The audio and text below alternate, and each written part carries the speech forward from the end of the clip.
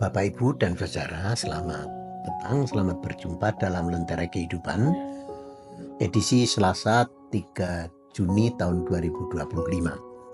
Salam kasih di dalam Tuhan Yesus Kristus.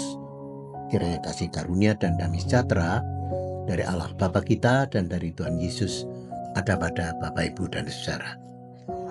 Lentera Kehidupan pada Selasa petang ini bertemakan pekabaran Injil bukan kristenisasi. Pemberitaan Injil bukan kristenisasi. Disebutkan dalam kitab Kisah Para Rasul pasal 26 ayat 27 dan 28. Kisah Rasul 26 ayat 27 dan 28 begini.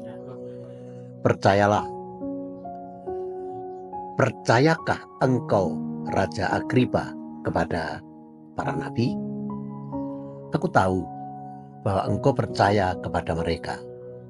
Jawab Agripa, hampir-hampir saja kau yakinkan aku menjadi orang Kristen. Ibu, bapak, dan saudara, pekabaran Injil atau pemberitaan Injil hakikatnya adalah embanan tugas Kristen, tugas wajibnya orang Kristen. Begitu gigih dan beraninya Rasul Paulus memberitakan Injil keselamatan dari Allah di dalam Tuhan Yesus.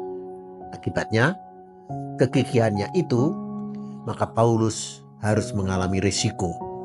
Menghadapi risiko, ia dipenjara. Ketika dipenjara di Yerusalem, wilayah jajahan Roma, kaisarnya ketika itu bernama Herodes Agripa II. Dikenal Agripa. Raja wilayah Yerusalem adalah Festus. Festus belum puas dengan pengadilan untuk memproses Paulus. Ia masih ingin mengadili sendiri Paulus. Bertepatan dengan proses pengadilan yang dilakukan oleh Festus itu, datanglah Agripa yang sedang kunjungan kerja ke wilayah itu.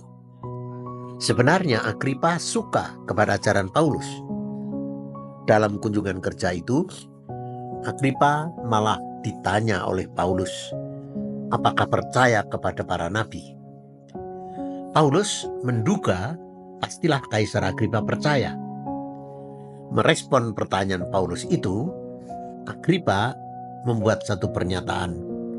Hampir-hampir saja kau yakinkan aku menjadi orang Kristen.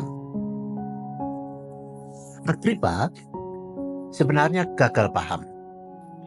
Mengira bahwa paham pelayanan pekabaran Injil Paulus adalah cara Paulus untuk mengkristenkan dia. Maka respons Kaisar Agripa hakikatnya adalah menolak menjadi Kristen. Sekalipun Agripa tetap bersimpati kepada Paulus.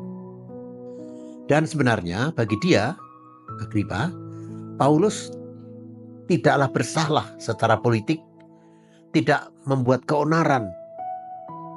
Maka selayaknya ia dibebaskan. Demikianlah pendapat Agripa yang berjumpa dengan Paulus dalam kunjungan kerjanya di wilayah yang dikuasai oleh Festus itu. Tetapi karena menghormati raja wilayah di situ, akhirnya Agripa mengabulkan untuk Paulus tetap dibawa ke Roma, diadili di kota Roma. Dari kisah itu kita menerima dua pengajaran. Yang pertama, giatnya Rasul Paulus memberitakan Injil, tidak takut risikonya sekalipun harus dipenjara dan menghadapi pengadilan. Kedua, mesti kita juga melakukan hal apa? Mengabarkan Injil. Nah, dan mengabarkan Injil bukanlah kristenisasi. Bukan mengkristenkan orang, mengkristen kaisar. Melainkan menceritakan kasih dan kuasa Allah yang menyelamatkan di dalam Tuhan Yesus Kristus. Dari pengajaran itu, sebagai orang yang sudah diselamatkan oleh Tuhan Yesus, apa yang mesti kita lakukan?